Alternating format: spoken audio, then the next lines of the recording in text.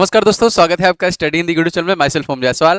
दोस्तों लगातार railway NTPC परीक्षा के लिए हम आपके लिए जीके जीएस की क्लास ला रहे हैं और आप एकदम मन से लग जाइए, क्योंकि दोस्तों आपको पता है कि इस बार बहुत सारे फॉर्म फिल होने वाले हैं और कल मैं आपको वीडियो डालूंगा कि कैसे आपको फॉर्म फिल करना है सही तरीके से। ठीक है, तो जीके जीएस का दोस्तों ये क्लास है आपका 11वां। इसके पहले 10 पार्ट तक मैंने डाल दिया है, इसका प्लेलिस्ट बना दिया है। सभी क्लास देखिएगा, आपका 10 से 15 मिनट में लूंगा और आपको भयंकर रिवीजन में कराता हूँ, मजा आएगा 100%। ठीक है, तो आपको पता है जीके जीएस 40 नंबर का सीबीटी 1 में आता है और 50 नंबर का दोस्तों आपका आता है सीबीटी 2 में। तो बहुत इंपॉर्टेंट दोस्तों आपका जीके जीएस का सेक्शन रहता है। ये क्लास यदि आपको 8:30 बजे रात में इसी चैनल मिलती है, डेली मिलती है। अगर कभी मिस होती है तो आपको मॉर्निंग में दे देता हूँ, वैसे अभी तक मिस हुई नहीं है। चलिए, तो लाइक एंड शेयर कर दीजिएगा, चैनल बना है तो सब्सक्राइब कर लीजिएगा। इसका पीडीएफ दोस्तों आप हमारे ऐप से ले सकते हैं, जिसका लिंक इस वीडियो के डिस्क्रिप्शन बॉक्स में आपको मिल जाएगा, या फिर दोस्तों आपको हमारा जो प्रोफाइल है यूट्यूब का उसके ऊपर भी दोस्तों ये लिंक मिल जाएगा ऐप का, तो ऐप से आप डाउनलोड कर लीजिएगा। स्टार्ट करते हैं आज के सबसे पहले क्वेश्चन से। क्वेश्चन नंबर पहला दोस्तों क्या है, रग्बी फुटबॉल के प्रत्येक पक्ष में कितने खिलाड़ी होते हैं? आपको पता है, खेल खिलाड़ियों की संख्या आपसे पूछता है। दोस्तों रग्बी में सबसे ज्यादा होते हैं, तो याद रखेंगे इसमें 15 होते हैं। ठीक है, रग्बी फुटबॉल में कितने होते हैं? 15 होते हैं। सबसे ज्यादा अगर देखा जाए तो इसी में होते हैं। इसी तरह अगर आपसे पूछा जाएगा बेसबॉल में कितने होते हैं, तो 9 याद रखिएगा। पोलो में कितने होते हैं? 4 याद रखिएगा। वाटर पोलो में देखिए आपका 7 हो जाएगा। खो खो जो खेल होता है दोस्तों इसमें 9 हो जाएगा। कबड्डी की अगर बात करें तो कबड्डी में भी देखिए 7 है आपका। हॉकी, क्रिकेट, फुटबॉल इन तीनों में 11-11 हो जाएगा। नेट बॉल में देखिए आपका 7 हो जाएगा। वॉलीबॉल में देखिए आपका 6 हो जाएगा। टेबल टेनिस में 1 या 2 होते हैं। बास्केटबॉल में 5 होते हैं और जिम्नास्टिक में देखिए आपके 8 खिलाड़ी टोटल होते हैं। तो ये पूरा इसी तरह सभी प्रश्नों के साथ हम रिवीजन करते चलेंगे, क्योंकि जब तक हम चीजों को बार बार नहीं देखेंगे, सुनेंगे, विजुअल नहीं देखेंगे, तो कहीं ना कहीं आपको याद नहीं होता। तो याद करना जीके में बहुत इंपॉर्टेंट है और सारा खेल रिवीजन का है। रिवीजन करते रहेंगे, क्लास लेते रहेंगे, आपको याद हो जाएगा। भारत में सर्वाधिक ईवी चार्जिंग स्टेशनों के साथ कौन सा राज्य सबसे ऊपर है? मतलब सबसे ज्यादा इलेक्ट्रॉनिक जो आप व्हीकल आ गए हैं, अब ओला इलेक्ट्रिक कह लीजिए, बहुत सारे गए, उनके चार्जिंग स्टेशन सबसे ज्यादा किस राज्य में है? दोस्तों ये सही आंसर हो जाएगा आपके, देखिए Karnataka is the right answer. ठीक है, कर्नाटक। कर्नाटक के मुख्यमंत्री का नाम आपको पता है सिद्धारमैया। आपको मैंने सभी राज्यों का, जब भी कोई राज्य आएगा उसका स्टैटिक जीके बताता हूं। तो दोस्तों इसकी राजधानी क्या हो जाएगी? बेंगलुरु। इसके मुख्यमंत्री कौन हो जाएंगे? सिद्धारमैया। इसके राज्यपाल कौन हो जाएंगे? थावर चंद्र गहलोत। ये बहुत इंपॉर्टेंट है, आपको मैं 2800 राज्य का रटवा दूंगा, गारंटी मेरी है इस बात की कि हर राज्य का मुख्यमंत्री आपको पता होगा, राज्यपाल पता होगा। अभी तक 11 क्लास लिया है मैंने, इसके अगर क्लासेस आप लिए होंगे तो ये आपको याद ही होगा। अब देखिए यहाँ पे तेलंगाना है, आंध्र प्रदेश है, तमिलनाडु है, इन सभी को भी आपको याद रखना है एकदम। आंध्र प्रदेश में देखिए अभी नए बने हैं ना, तो कौन बने हैं भैया? आप कमेंट करके बताइएगा कि इनका नाम क्या है, अगर पिछली क्लास आपने लिया होगा तो। तेलंगाना, तमिलनाडु, सारा स्टेट वाइज में बता चुका हूं मैं। इसी तरह सारे क्लासेस की रिवीजन कराता रहूंगा आपको। चलिए आगे बढ़ते हैं। देखिए यहाँ पे नाव दौड़ किस राज्य का लोकप्रिय खेल है? दोस्तों हर राज्य का एक राजकीय खेल होता है, एक लोकप्रिय खेल होता है। फिलहाल अगर हम सही बात करें तो केरल का हो जाएगा। ठीक है, अगर आपसे पूछा जाएगा केरल के मुख्यमंत्री दोस्तों कौन है, तो ये है पिनाराई विजयन। इनका नाम आप लोग को याद ही होना चाहिए ना।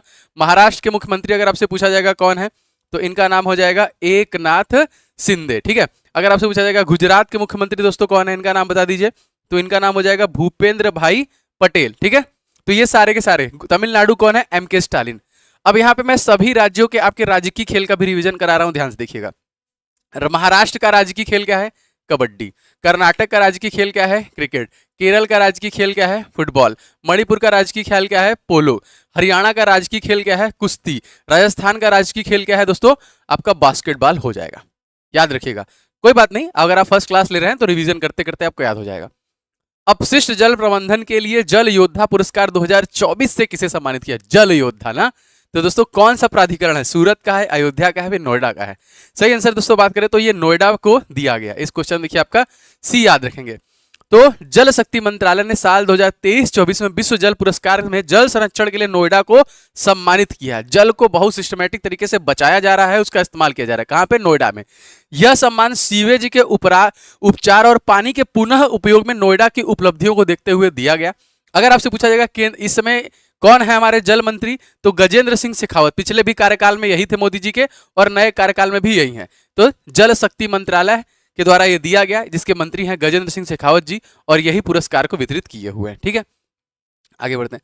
पीसा का दोस्तों लीनिंग टावर कहां पे स्थित है? पीसा की झुकी हुई मीनार ना, तो आपके जो विश्व के धरोहर हैं वो भी पूछता है, भारत के जो धरोहर हैं वो भी पूछता है। ठीक है, तो इटली कैपिटल रोम, आपको पता है जापान टोक्यो, चीन बीजिंग, रूस मास्को, कैपिटल भी याद रखिएगा, वहां के प्रधानमंत्री का नाम क्या है, वहां के मुख्यमंत्री सॉरी वहां के प्रेसिडेंट का नाम क्या है, ये सब भी चीजें आपको याद होनी चाहिए। तो लीनिंग टावर आप लोग ये देख सकते हैं। कभी कभी पूछता है कितनी डिग्री ये झुका हुआ है, तो देखिए पीसा की झुकी हुई मीनार जो कि इटली के कैपिसा में स्थित मध्ययुगीन संरचना है, जो कि अपनी नींव के बैठने के लिए प्रसिद्ध है, जिसके कारण 20वीं सदी के अंत में यह लंबवत 5.5 डिग्री लगभग 15 फीट झुक गई है। समझ रहे, 4.5 मीटर तक झुक गई है। तो मैंने बोला कि कोई भी अगर देश आ रहा है तो उसके जो कि आपको याद रखना है कैपिटल रोम हो जाएगा। और इनको तो आप लोग अच्छे से जानते होंगे, मेलोनी ना, मोदी जी के साथ बहुत इनका वीडियो वायरल हुआ था। तो जियोर्जिया मेलोनी दोस्तों यहाँ की तत्कालिक पीएम है। ये कौन है, ये है इटली की तत्कालिक प्रधानमंत्री। तो रिवीजन चलता रहेगा। चलिए आगे बढ़ते हैं। रिलायंस इंडस्ट्री लिमिटेड के वर्तमान सीईओ कौन है दोस्तों? लाइक जरूर किया करो मेरे मोटिवेशन के लिए, शेयर मारा करो, कम से कम 1-2 शेयर आप सभी लोग करोगे तो थोड़ा लोग जुड़ेंगे तो मुझे भी मजा आएगा पढ़ाने में। दोस्तों रिलायंस इंडस्ट्री लिमिटेड के दोस्तों हो जाएंगे आपके मुकेश अंबानी। इसके फाउंडेशन के बारे में प्रश्न आया हुआ है। तो 1973 में 28 मई को देखिए धीरू भाई अंबानी के द्वारा इसे स्टैब्लिश किया गया था। और इसका हेडक्वार्टर कहाँ पे है, जो कि मुंबई में है। देखिए जीके जैसा मैंने आपसे कहा बहुत इंपॉर्टेंट है। अभी अपकमिंग रेलवे के बहुत सारे एग्जाम है, आरपीएफ बचा हुआ है, ग्रुप डी बचा हुआ है, एनटीपीसी है, एएलपी है। तो मैं जिसमें स्पेशलिस्ट हूं उसके लिए आपके लिए कोर्स लेके आया हूं। देखिए ऑल एग्जाम के लिए जीके जीएस करंट अफेयर्स 2023-24 दोनों कवर करूंगा मैं आपके लिए, और कंप्लीट कोर्स ये होने वाला है। तो अभी से क्लासेस स्टार्ट हो चुकी हैं, आप इस कोर्स से जुड़ जाइए। आपका जीके जीएस का टेंशन मैं दूर भगा दूंगा और याद होगा, ये इस बात की भी गारंटी है। तो सारे जीके के topic wise, strategy topic wise, current affairs topic wise, monthly current affairs सारे मैं आपको इसमें दे रहा हूं। सारे क्लासेस के पीडीएफ एक्स्ट्रा नोट भी आपको दूंगा, इंपॉर्टेंट है। और आने वाले समय में टेस्ट सीरीज भी आपको मिलेगी। तो ऐप के देखिए पेड कोर्स में आपको ये मिल जाएगा, फिर इस पे भी क्लिक करके आप इसे ले सकते हैं। तो क्लासेस इसमें स्टार्ट हो चुकी हैं, जल्दी से जाके फटाफट इसे ले लीजिएगा। अकबर का मकबरा दोस्तों कहां पर स्थित है ना, मकबरा से प्रश्न आता है, टॉम्ब से। सही आंसर की दोस्तों बात करें हो जाएगा सिकंदरा, जो कि कहां पर है, सिकंदरा आपका आगरा में ही स्थित है। ठीक है, अकबर का मकबरा आगरा में ही है, जगह का नाम क्या है, सिकंदरा। जैसे अगर आपसे पूछा जाएगा बाबर का कहां है, काबुल। हुमायूं कहां पे है, दिल्ली। अकबर का देखिए हो गया सिकंदरा। जहांगीर का देखिए लाहौर में है। शाहजहां का देखिए आगरा में है। औरंगजेब का दौलताबाद औरंगाबाद में है। शेरशाह सूरी का सासाराम में है। और देखिए बेजू बाबरा का देखिए चंदेरी में हो जाएगा। ठीक है, इन सब शासकों का तो जो भी प्रश्न आएगा उससे रिलेटेड क्या इंपॉर्टेंट है वो मैं आपको जरूर रिवीजन कराऊंगा। बहुराष्ट्रीय कंपनी एडिडास के नए सीईओ कौन है? जैसे प्रश्न आ गया तो आपके दिमाग में होगा भाई एक सीईओ है, नहीं सारे सीईओ को देखा जाएगा, कैसे नहीं याद होगा। सही आंसर की बात करें देखिए ना, इनका नाम है ब्योर्न गुल्डन, जो कि एडिडास ये देख रहे हैं इसके हो जाएंगे। अब यहाँ पे आपको विजय शेखर शर्मा, समीर निगम और लिंडा याकारिनो भी दिख रही है। अगर आपने पिछली क्लास ली होगी मेरी 10 तो ये याद होगा, आपको नहीं ली होगी तो मैं बताऊंगा, कोई बात नहीं। तत्कालिक देखिए आपने पेटीएम का इस्तेमाल जरूर किया होगा। तो अगर आपसे पूछा जाएगा पेटीएम के चीफ एग्जीक्यूटिव ऑफिसर कौन है, तो विजय शेखर शर्मा। आप फोन पे भी इस्तेमाल करते ही होंगे। तो अगर आपसे पूछा जाएगा कि फोन पे के सीईओ कौन है, तो समीर निगम। आपने सोशल मीडिया प्लेटफॉर्म एक्स, जिसे एलॉन मस्क ने खरीद लिया, पहले ट्विटर के नाम से फेमस था, इसके सीईओ के बारे में अगर आपसे पूछा जाएगा तो लिंडा याकारिनो इसकी सीईओ हो जाएंगी। तो ये होता है रिवीजन, दबा के होगा रिवीजन, याद होगा। अब देखिए हम बात करें यहाँ पे जो कि एडिडास, इसकी स्थापना कब हुई है, तो 1924 में दोस्तों इसको एस्टेब्लिश किया गया था। संस्थापक इसके एडोल्फ डेसलर हैं। और यहां पे देखिए जर्मनी में इसका हेडक्वार्टर हो जाएगा। ठीक है, चलिए आगे बढ़ते हैं। इंस्टाग्राम के वर्तमान सीईओ कौन है? इंस्टाग्राम सभी लोग यूज करते हैं, आप मुझे फॉलो नहीं करते हैं तो कर लीजिएगा, ओम जायसवाल। चलिए यहाँ पे देखिए इंस्टाग्राम के दोस्तों हो जाएंगे कौन? यहाँ पे तो भाई बहुत सारे ऐसे नाम दिख रहे हैं जो कि इंपॉर्टेंट है। यहाँ पे एक नाम दिख रहा है इवान स्पीगल का। ठीक है, स्पीगल, स्पीगल जो भी प्रोनाउंसिएट कर लीजिए इसे। आपने स्नैपचैट इस्तेमाल किया होगा कभी ना कभी, फिल्टर के लिए ही किया होगा लेकिन किया होगा, तो ये स्नैपचैट के हो जाएंगे। मार्क जुकरबर्ग आपको सभी लोगों को पता है कि भैया ये हैं आपके किसके, ये हो जाएंगे फेसबुक के हो जाएंगे। जैन कॉम दोस्तों किसके हो जाएंगे, यहाँ पे प्रश्न में ही दिया हुआ है। और एडम मिसोरी भी दिया हुआ है। तो हमारे जो व्हाट्सएप हम लोग इस्तेमाल करते हैं व्हाट्सएप, तो व्हाट्सएप के सीईओ भी दोस्तों जैन कॉम हो जाएंगे। तो 3 हम लोगों ने एलिमिनेट कर दिया, तो जाहिर सी बात है Adam Missouri is the correct answer. अगर आप क्लास रेगुलर लेंगे तो याद होगा आपको, क्योंकि मैं पढ़ा चुका हूं। तो एडम मिसोरी हो जाएगा इंस्टाग्राम के। इसका देखिए स्थापना कब हुआ था, तो 2010 में हुआ था। कैलिफोर्निया में मुख्यालय है, उसके संस्थापक है केविन सिस्ट्रॉम और Mike Krieger. Next question, Fort William का किला दोस्तों कहां पे स्थित है? बहुत बार ये प्रश्न आया हुआ है, सही आंसर कलकत्ता होगा इसका। देखिए यहाँ पे डी हो जाएगा ना, कोलकाता। तो फोर्ट विलियम कोलकाता के हुगली नदी के पूर्वी किनारे में बना एक किला है, जिसे ब्रिटिश राज के दौरान बनवाया गया था। इसे इंग्लैंड के राजा विलियम तृतीय के नाम पर बनवाया गया है। ठीक है, फोर्ट विलियम कलकत्ता, जो कि कैपिटल है वेस्ट बंगाल। ममता बनर्जी वहां के मुख्यमंत्री है ना। अब देखिए यहाँ पे सारे जितने भी पर्यटन स्थल हैं उन सभी का मैंने दिया है। जैसे दिल्ली को पहले हम लोग टारगेट करते हैं, दिल्ली से बहुत प्रश्न आता है, तो यहां से यहां तक आप देख सकते हैं कि ये मैंने दिल्ली का लिया है। क्या क्या भाई दिल्ली में फेमस है? दिल्ली के में लाल किला है, हुमायूं का मकबरा है, कुतुब मीनार है, जामा मस्जिद है, तुगलकाबाद का किला है, इंडिया गेट है, आपका राष्ट्रपति भवन है, लक्ष्मी नारायण मंदिर है और लोटस टेम्पल है ना। ये सारे के सारे 9 जो है वो दिल्ली से हैं। इधर अक्षरधाम मंदिर भी देखिए आपका दिल्ली से है, अमरनाथ गुफा देखिए कश्मीर, वैष्णो देवी जम्मू कश्मीर, फोर्ट विलियम कोलकाता, अजंता गुफाएं आपका Maharashtra, gateway of India Mumbai, जल महल देखिए अमृतसर, हवा महल भी सॉरी जल महल जयपुर होगा, अमृतसर नहीं होगा, ठीक है हाँ, क्योंकि हवा महल जल महल दोनों जयपुर में, स्वर्ण मंदिर अमृतसर, बुलंद दरवाजा उत्तर प्रदेश, पंचमहल देखिए उत्तर प्रदेश, गोल गुंबद देखिए आपका कर्नाटक में हो जाएगा। तो ये सारे पर्यटन स्थल बहुत इंपॉर्टेंट है, तो रिवीजन करते रहेंगे। आगे बढ़ते हैं। तटीय सुरक्षा अभ्यास सागर कवच का आयोजन कहां पर हुआ?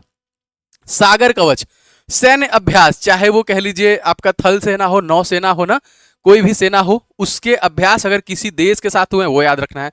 तो ये आपसे पूछेगा, स्थान पूछ सकता है। सही आंसर की बात करें देखिए Lakshadweep is the right answer, ठीक है, तो लक्षद्वीप हो जाएगा यहाँ पे। इसका आयोजन का उद्देश्य क्या था? भारत के तटीय सुरक्षा को जो कि बनाए रखना। इसमें एजेंसियां कौन कौन सी थी? तो दोस्तों भारतीय नौसेना, तटरक्षक बल और आपका देखिए समुद्री पुलिस, ये तीनों सेनाएं शामिल थी। सीमा शुल्क था, अन्य एजेंसियां भी इसमें शामिल थी। इसका आयोजन लक्षद्वीप था। इसका संस्करण जो था वो सेकंड था, दूसरा संस्करण इसका है। टाइगर ट्रम्प 2024 का आयोजन भारत और किस देश के मध्य में किया गया है? मैंने आपसे बोला कि देश का याद रखिए, सिर्फ नेपाल के साथ आपको याद है, मैं आपको पढ़ा चुका हूं काफी बार। सूर्य किरण, ये सैन्य अभ्यास किसके साथ है? तो आपका ये हो जाएगा रूस के साथ। दोस्तों इंद्र है ना, इंद्र देखिए रूस के साथ हो जाएगा। इसी तरह सारे हैं आपके, मैं आपको बताता हूं फिर से, ये सारा रिवीजन कर देता हूं। सही आंसर दोस्तों हो जाएगा संयुक्त राज्य अमेरिका के साथ दोस्तों आपका टाइगर ट्रम्प है। आइए एक बार रिवीजन करते हैं, किस देश के साथ भारत में सैन्य अभ्यास हुआ उसका नाम क्या है? ऑस्ट्रेलिया के साथ हमारा हुआ है दोस्तों हिंद, यहाँ पे देखिए ऑस्ट्रा हिंद बात इसका नाम है, ठीक है। बांग्लादेश के साथ दोस्तों कौन हुआ है? संप्रीति। चीन के साथ कौन हुआ है? Hand in hand. फ्रांस के साथ दोस्तों आपका शक्ति। इंडोनेशिया के साथ गरुड़ शक्ति। कजाकिस्तान के साथ प्रबल दोस्तिक। किर्गिस्तान के साथ खंजर। मालदीव के साथ एक्वरीन। मंगोलिया के साथ नोमैडिक एलिफेंट। म्यांमार के साथ इम्बेक्स। नेपाल के साथ सूर्य किरण।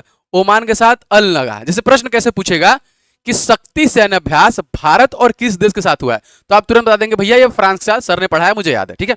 अब यहां पे देखिए रूस के साथ आपका इंद्र हो जाएगा, सेशल्स जो हो जाएगा लमित्ते, श्रीलंका के साथ मित्र शक्ति, थाईलैंड के साथ मैत्री, ब्रिटेन के साथ अजय वारियर, संयुक्त राज्य अमेरिका के साथ युद्धाभ्यास और वज्र प्रहार, ये सारे के सारे हो जाएंगे।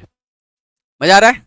चलिए इसी तरह रिवीजन करते रहेंगे। और आप लोगों के लिए कुछ मोस्ट इंपॉर्टेंट ई बुक जो मेरे द्वारा ही बनाए गए हैं, आप यहां पे देख सकते हैं, मैथ का जीके का टॉपिक वाइज और जीके के 2500 क्वेश्चन, 2500 प्रश्न है। तो मैथ दोस्तों ये आपके 500 प्रश्न है, पूरा लगा डालिए, सुपर गेस्ट क्वेश्चन है आपके एनटीपीसी परीक्षा के लिए। एग्जाम से पहले पहले सारा क्वेश्चन सॉल्व कर डालिए, ठीक है, सारा सोल्यूशन के साथ दिया है। और दोस्तों ये जीके को आप टॉपिक वाइज, जो आप लोग बोल रहे थे सर टॉपिक वाइज, तो टॉपिक वाइज आपको इसमें सारे 70 टॉपिक मिलेंगे, सारे टॉपिक हैं उसमें, इसका रिवीजन करते रहिए। जब वहां रिवीजन करेंगे यहां पढ़ेंगे तो आपको लगातार याद होता रहेगा। तो ये मोस्ट रिकमेंडेड है, आप इसे जरूर से ले लीजिएगा। और प्रीवियस ईयर क्वेश्चन जितने भी पूछे गए हैं अब तक रेलवे परीक्षाओं में, उनके 2500 प्रश्नों का मैंने संकलन किया है सभी के डिटेल के साथ, तो आप इसे भी ले लीजिएगा दोस्तों। ये स्टैटिक जीके का जो कि 2500 प्रश्न है विद डिटेल, ये तीनों आपको हमारे देखिए ई बुक वाले सेक्शन में मिल जाएगा। देखिए ये सारे ई बुक है, और इसमें हिस्ट्री का दोस्तों एकदम लास्ट में जो ये फ्री है, आप इसे फ्री में डाउनलोड करके एक बार देख सकते हैं, पढ़ सकते हैं। तो ई बुक वाले में, और क्लास पीडीएफ वाले में आपको क्लास पीडीएफ मिल जाता है। नोट्स वाले में मैं बहुत सारे एक्स्ट्रा नोट्स बना रहा हूं, वो भी आप वहां मिल जाएगा। चलिए आगे बढ़ते हैं। वेंकटेश्वर भगवान का मंदिर दोस्तों कहां पर स्थित है? तो यहां पे देखिए एक प्रश्न है, वेंकटेश्वर भगवान का मंदिर दोस्तों कहां पर स्थित है, कौन से राज्य में दोस्तों स्थित है? सही आंसर की बात करेंगे दोस्तों हो जाएगा तिरुपति, सही हो जाएगा ना। तो ये क्या है दोस्तों? ये प्रसिद्ध मंदिर है जो अलग अलग जो हमारे राज्यों में स्थित है भारत के, उसमें से पूछता है। जैसे अगर आप सोचेगा बद्रीनाथ मंदिर कहां पर है, तो आप तुरंत बताएंगे भैया उत्तराखंड। केदारनाथ कहां पे है? केदारनाथ उत्तराखंड में ना। काशी विश्वनाथ मंदिर दोस्तों कहां से है? तो दोस्तों ये उत्तर प्रदेश बनारस से है, जहां से मैं हूं, ठीक है। स्वर्ण मंदिर दोस्तों अमृतसर हो जाएगा। अमरनाथ देखिए आपका जम्मू कश्मीर हो जाएगा। वैष्णो देवी जम्मू कश्मीर हो जाएगा। अक्षरधाम नई दिल्ली। कोणार्क सूर्य मंदिर देखिए कोणार्क उड़ीसा में है ना। तो यहाँ पे बद्रीश्वर मंदिर देखिए तंजावुर तमिलनाडु में है। और किस किस नदी के निकट में स्थित है, झील के निकट में, वो भी मैंने यहाँ पे मेंशन किया है, पीडीएफ से रिवीजन कर लीजिएगा। मध्य प्रदेश के नए मुख्यमंत्री कौन बने हैं? क्योंकि जो पुराने वाले मुख्यमंत्री थे उन्हें बना दिया गया है भारतीय कृषि मंत्री ना। तो यहाँ पे सही आंसर की बात करेंगे तो मोहन यादव हो जाएंगे, मोहन यादव, ठीक है, याद रखें। योगी आदित्यनाथ कहाँ के हैं? इतना इजी कोई नहीं बताएगा, तो आप लोग कमेंट करके बताइए भैया कि योगी आदित्यनाथ जो है ये किस राज्य के मुख्यमंत्री हैं, सबका कमेंट चाहिए, ठीक है। अब हम बात करते हैं मोहन यादव किस पार्टी से हैं, तो बीजेपी से हैं। और मध्य प्रदेश का जीके देख लेते हैं। अगर हम बात करें इसकी स्टैब्लिशमेंट, पूछता है ना यह राज्य कब स्थापित किया गया, तो 1 नवंबर 1956। राजधानी इसकी भोपाल है, ठीक है। और यहाँ पे देखिए 29 लोकसभा सीट, 11 राज्यसभा सीट और 230 विधानसभा सीट है। मुख्यमंत्री के साथ साथ उप मुख्यमंत्री यहाँ पे 2 हैं, याद रखेंगे, जगदीश राजेंद्र शुक्ला, जगदीश देवड़ा। राज्यपाल मंगू भाई छगन भाई पटेल हो जाएंगे। छत्तीसगढ़ के नए मुख्यमंत्री दोस्तों कौन बने हैं, तो इनका नाम है विष्णुदेव राय, याद रखेंगे विष्णुदेव राय। और अगर हम बात करें छत्तीसगढ़ दोस्तों, तो देखिए 1 नवंबर सन 2000 में स्टेब्लिशमेंट है। राजधानी नया रायपुर है। लोकसभा सीट 11, राज्यसभा सीट 5 और 90 विधानसभा की सीटें हैं। यहाँ पे उप मुख्यमंत्री विजय शर्मा और अरुण साव हैं और यहाँ का राज्यपाल है रोमेन डेका, ठीक है। नेक्स्ट देखिए, राष्ट्रीय विज्ञान दिवस, महत्वपूर्ण इंपॉर्टेंट डे जो पूछता है, थीम पूछता है आपके परीक्षा में, तो राष्ट्रीय विज्ञान दिवस दोस्तों क्या हो जाएगा, 28 फरवरी को। अब मैंने पूरा फरवरी महीना ही लपेट लिया है क्योंकि रिवीजन कराएंगे तभी तो आपको याद होगा। देखिए, अगर हम बात करें भारतीय तटरक्षक दिवस कब मनाते हैं, 1 फरवरी को। विश्व आंध्र भूमि वेटलैंड्स कितने हैं, 85 हैं हमारे, देखिए ये 2 फरवरी, 85 वेटलैंड्स है हमारे आंध्र भूमि, 2 फरवरी को। राष्ट्रीय गोल्डन रिट्रीवर जो दिवस है 3 फरवरी को। विश्व कैंसर दिवस, बहुत बार मोस्ट इंपॉर्टेंट प्रश्न आया है, 4 फरवरी को। सुरक्षित इंटरनेट दिवस 8 फरवरी को। कृमि मुक्ति दिवस 10 फरवरी को। विश्व बीमार दिवस 11 फरवरी को। रेडियो दिवस 13 फरवरी को। वैलेंटाइन डे 14 फरवरी को। सामाजिक न्याय दिवस 20 फरवरी को। अंतर्राष्ट्रीय मातृभाषा दिवस 21 फरवरी को। विश्व चिंतन दिवस 22 फरवरी को। विश्व शांति और समझ दिवस 23 फरवरी को। केंद्रीय उत्पाद शुल्क दिवस 24 फरवरी को। और विश्व एनजीओ दिवस दोस्तों है आपका 27 फरवरी को। 28 फरवरी को विज्ञान दिवस, ठीक है। भारत के नए भारी उद्योग व स्टील मंत्री दोस्तों यहाँ पे कौन बने हैं, ठीक है। तो आप चाहें तो एलिमिनेट कर सकते हैं। मनसुख मांडविया, हालांकि पहले कौन थे, हमारे स्वास्थ्य मंत्री थे, अब जेपी नड्डा हो गए।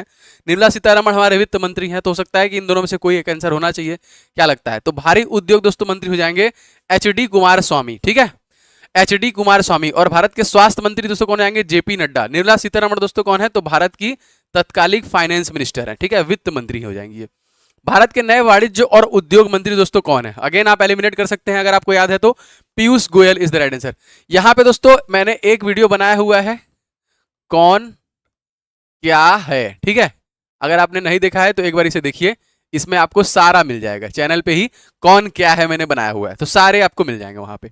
विश्व पृथ्वी दिवस हम लोग कब मनाते हैं, अप्रैल के महीने में मनाते हैं दोस्तों। कब मनाते हैं, 22 अप्रैल को मनाते हैं, ठीक है, पृथ्वी दिवस याद रखिएगा। 7 अप्रैल को विश्व स्वास्थ्य दिवस मनाते हैं। 13 अप्रैल को जलियांवाला बाग नरसंहार दिवस। 18 अप्रैल को विरासत दिवस। 22 अप्रैल को पृथ्वी दिवस और 25 अप्रैल को विश्व मलेरिया दिवस। तो बहुत बार ये सारे प्रश्न अप्रैल महीने से पूछे गए तो मैंने ले लिया।